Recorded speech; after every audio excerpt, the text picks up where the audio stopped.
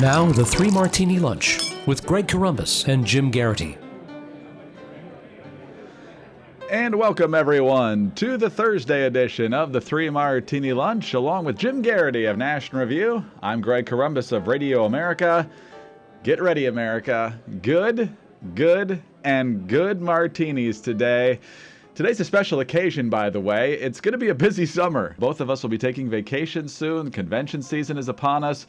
So over the next month, there's only going to be a handful of times where both of us are here, but rest assured, everything's fine with the Three Martini Lunch, and by the end of July, everything will be back to normal, although, of course, who gets nominated to be president means normal could be radically redefined. Jim, before we get on to our first good martini, yesterday we were talking about how the FBI has apparently lost track of the wife of the Orlando shooter, and I didn't give you enough credit yesterday because you were talking about it's possible maybe she just decided she was going to Disney World. And I was thinking, well, now we know why she disappeared.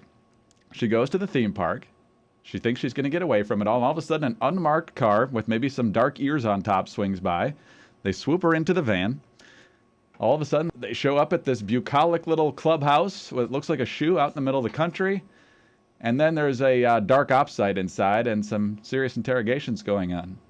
With Goofy in charge of that, maybe Daisy chloroformed her when she walked in the door. All sorts of possibilities because she's clearly gone off the grid, and I just put two and two together. I don't know. If Disney CTU is real, then we owe everyone an apology for underestimating the You're making this as a joke, Greg, but somebody did say to me, is there any chance law enforcement let the wife go thinking she would lead them to someone else, some other co-conspirator or somebody else who was in their inner circle, somebody else who might have been someone and I suppose that's a possibility, and I wouldn't be I know it might shock people, the thought of Loretta Lynch lying, but even more surprising, like, this could be a lie with a good purpose. We have no idea where she is, and they actually are following her. So in that case, I will give them, in that slim possibility that that's a scenario, I'll give them credit. I like Disney CTU a lot better. The idea that there's this bunker underneath the big dome at Epcot Center that's kind of the Disney Gitmo. I think that could be fantastic. I just picture Goofy saying, I've got all day, and I've got... Possibilities are endless. But let's get to the actual news that we can confirm and on the Good Martini. Today at the Supreme Court was a mixed day for a number of reasons, but the case we're going to focus on in the Good Martini is a thrilling 4-4 tie. Now, that's because that was the case involving the president's unilateral action on immigration, which critics such as us often refer to as executive amnesty. The president did this shortly after the 2014 midterms, decided that after years and years of saying he didn't have the power to grant legal status to people in the country illegally, he decided to do it for about 5 million people. About half the states vigorously resisted. The district court and the appellate court sided with the states, and today a 4-4 decision from the Supreme Court. Obviously, if Justice Scalia would have been alive, you think it would be 5-4 in favor of the states, and the decision would carry a whole lot more weight. But as it stands, the program is blocked until this comes back to the court, and that's great news. Yeah, look, we would have loved to have had a 5-4 or bigger, more definitive ruling in this case. It's one of those things where you sometimes hear from folks in the conservative grassroots some irritation that, Republicans never do anything. Obama legalized all these illegal immigrants through executive order. He didn't. He tried to. He wanted to. He spent his first term saying, I don't have the power to do that. And then in his second term said he did. But fairly quickly, Republicans at the state level said, no, you don't have the authority to do this. This is going beyond the explicit powers of the presidency. You can't set immigration policy solely by yourself from the Oval Office. A judge, I believe it was in New Orleans, a federal judge said basically, no, you cannot go forward with this while we are litigating this.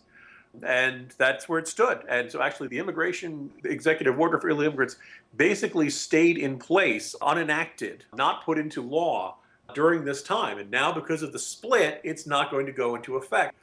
As much as we might have preferred a better victory, this means the Obama executive order is never going to go into effect, that the lower court decision stays in place. Kind of an angle I bet you we're going to hear more of in the coming days. Doesn't this kind of vindicate the decision to not confirm Garland by the Senate GOP? 100%. There's a reason we do this. Now, the affirmative action decision came down wrong. I mean, you are gambling when you have 8 justices, or it came down in a way that disappointed conservatives, but this might be the best case scenario and the best the conservatives can hope for in a situation like this. And This means there's not going to be another 4 to 5 million new voters or people who are no longer in fear of deportation because of the Obama suddenly deciding he had the power to do this.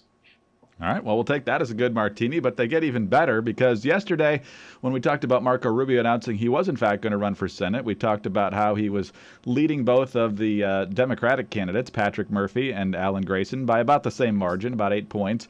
And you referred to Patrick Murphy as a generic Democrat. When they talk about generic Democrat, they're really talking about Patrick Murphy. And again, you were more accurate than you realized, because when it comes to the generic Democrat, it's kind of a bland face, promises to do all the Democratic things, and completely lying about your resume. Thanks to the good folks at the CBS affiliate in Miami, they decided to dig a little bit, really just to do a story about his life, and then they just ran into lies, or at least extreme exaggerations. In 2014, when he ran for re-election to the House, he was asked in a debate to detail the professional and life experiences which qualify him to serve in Congress. Quote, "I would say my background is a CPA. Also being a small business owner. You know, someone that can relate to those concerns of small business owners, I think is particularly important." And as Jim DeFade of CBS Miami points out, and you've got this all as your lead story in the Morning Jolt today, Murphy has never been a CPA in the state of Florida because apparently he's flunked the CPA test a bunch of times. He did get a license to do it in Colorado because the standards are so much lower, but he's never actually done any CPA work in Florida, you know, where he was running for office. And as far as his small business ownership, yeah, he worked for his dad. So it doesn't actually mean that he's ever run a small business. So apparently the two top criteria for him just to serve in the House, Jim, are gone now that he's trying to run for the Senate. Yeah, and now the question is, do you find it easier and better to go with, for Democrats, do you go with this guy who's been exposed as an empty suit? You know, yesterday's comment about him as the generic Democrat in part was because, you know, Murphy's been around for a couple terms, but now not terribly well known for anything. He beat Alan West. Some of that had to do with flaws in West's campaign, but a lot of it was just that the lines of the district were drawn very dramatically to make it more Democratic. And Murphy had kind of the wind at his back going into that. It's 2012, presidential election, big turnout, he wins it, fine. But he just kind of sits there and somehow rises in the ranks of Florida Democrats, in part because there weren't as many. We all know they ended up recruiting Charlie Crist. They're taking Republican Party castoffs as their top talent there. But so the CBS affiliate in Miami really looks into him and finds out that, you know, what's Patrick Murphy done with his life? Not that much. And people say, oh, who are you to cast stones? Look, you know, it's not just the what has he done with his life. It's also a question of what he says he's done doesn't line up with the facts. And he says he's a CPA, but he's never practiced as a CPA in Florida. Took the test in Colorado because it was a lot easier there. Now, I've heard, as the son of a CPA, how hard the CPA exam is. And I don't want to kind of, you know, scoff and like, oh, anybody can do that. It's tough. But Patrick Murphy had to take the exam 9 times. 9 times. All right. So look, okay, so maybe it wasn't that great. The other thing I found really odd and strange was that so his old boss, they contacted the firm there was that, and he says, I don't really remember him very well. This is the guy who signed the form saying he'd done the work to be the CPA for his exam out in Colorado, and he was his boss for several years. Greg, do you remember what you were doing from 2007 to 2009? I sure do. I was working here. All right, it's not that long ago, right? And if one of your coworkers, hey, do you remember Patrick? He got elected to Congress. I mean, wouldn't you just kind of at least find out? Maybe you liked him, maybe you didn't like him, maybe you found him a pain, you know. But like, I just don't remember much about him. That seems a little strange to me. That his boss, he didn't deny that, you know, he worked there and all that stuff. He just didn't have much to say about him, which is unusual. And then the second thing is on the business, you read between the lines, you can tell this was set up very quickly as part of the oil spill in the Gulf so that he could do something. They had 2 boats. They did a couple months worth of skimming work up there. And then the boats went into storage and basically have just sat there for a couple of years. So this small business never made a profit, never did very much. It was just kind of this strange, you almost wonder as this privileged child of a wealthy guy, whether this was kind of make work for him or something he could do, since it pretty clearly was operating as a subsidiary of his father's company. So what's Patrick Murphy done with his life? I don't know whether this was CBS Miami welcoming Marco Rubio back to the Senate race. And you got to wonder, do Democratic primary voters say, we'll go with him because the alternative is Alan Grayson, or do they go with the most obnoxious member of Congress ever as their Senate choice, who, by the way, also had his own kind of financial scandals, and who Harry Reid said, Alan Grayson is too corrupt for Harry Reid to support. Just put that in perspective there. Just let that sit for a while and contemplate that. Almost like we're doing a Katie Couric documentary. Just contemplate that for a moment. those are the options for Florida Democrats. And if you're Marco Rubio, I don't know if you wanted to be back at the Senate, but the outlook for him in November is looking pretty good.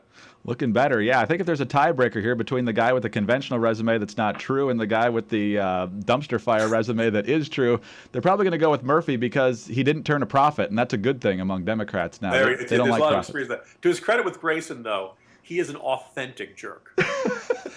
He's not pretending to be a jerk. There's nothing phony about him. Every time he has destroyed decorum in a way that will offend Donald Trump, he has done it genuinely himself. He's not running on an obnoxious father's coattails. All right, on to the final good martini now. And Donald Trump is actually the good martini. There's not any twist here. There's nothing bad that happened to him. He gave a speech yesterday that absolutely smacked around the record of Hillary Clinton and how terrible she is, both from her personal corruption, how she's a world-class liar, how she was just an awful Secretary of State. And so a couple of clips here. One is how Hillary has enriched her and her husband through her work at the State Department. Hillary Clinton has perfected the politics of personal profit and even theft. She ran the State Department like her own personal hedge fund, doing favors for oppressive regimes and many others, and really many, many others, in exchange for cash. When it came to being Secretary of State, the Hillary Clinton foreign policy has cost America thousands of lives and trillions of dollars, and unleashed ISIS across the world. No Secretary of State has been more wrong, more often, and in more places than Hillary Clinton. Jim, he even got specific about blaming her for Benghazi. I don't remember Bernie Sanders even using the word Benghazi on the trail, talking about Syria and basically that thousands of people lost their lives, the rise of ISIS, everything as it was in 2009 has gotten worse as a result of the 4 years that Hillary Clinton was Secretary of State. Not sure he's the most credible messenger on character in government and all that sort of thing, but his accounting of the Hillary Clinton record is pretty much spot on. You and I, or in particular myself, Greg, have been harsh on Donald Trump. We have been critical of Donald Trump pretty much from the beginning.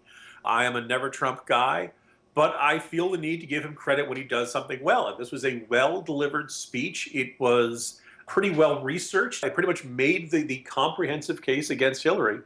And Trump did that well. And I think it was Ala Pundit at Hot Air who had said, if he had done that pretty much since the end of the primaries, and not gone off on, denouncing the judge in the case as Mexican, and not gone off on, our troops are stealing from Iraq. And, if he didn't get distracted, if he just focused on the job of making the case against Hillary, one, Republicans would be a lot more unified. No matter what policy divisions or ideological divisions exist within the party, there's a pretty broad agreement that Hillary Clinton is a bad person who has personally enriched herself, who has not been good or effective in the jobs that she had, who basically kind of embodies the status quo and everything we don't like about politics in Washington since 1992. Trump said this well. If he continues to do this, you may see some air coming out of the balloon of the effort to replace him at the convention.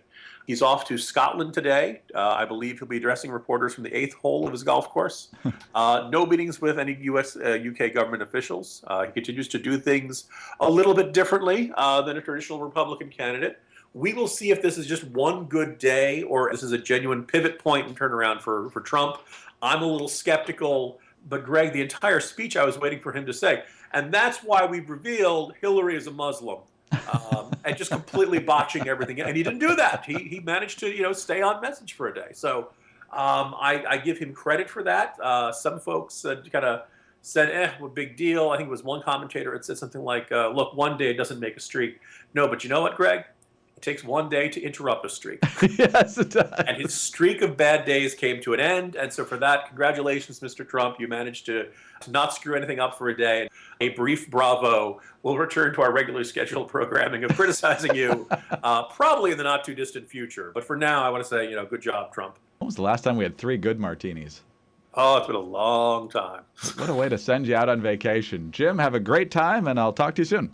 See, probably a week and change, Greg. Jim Garrity of National Review. I'm Greg Columbus of Radio America. Thanks for being with us today, and be sure to tune in again on Friday for the next 3 Martini Lunch.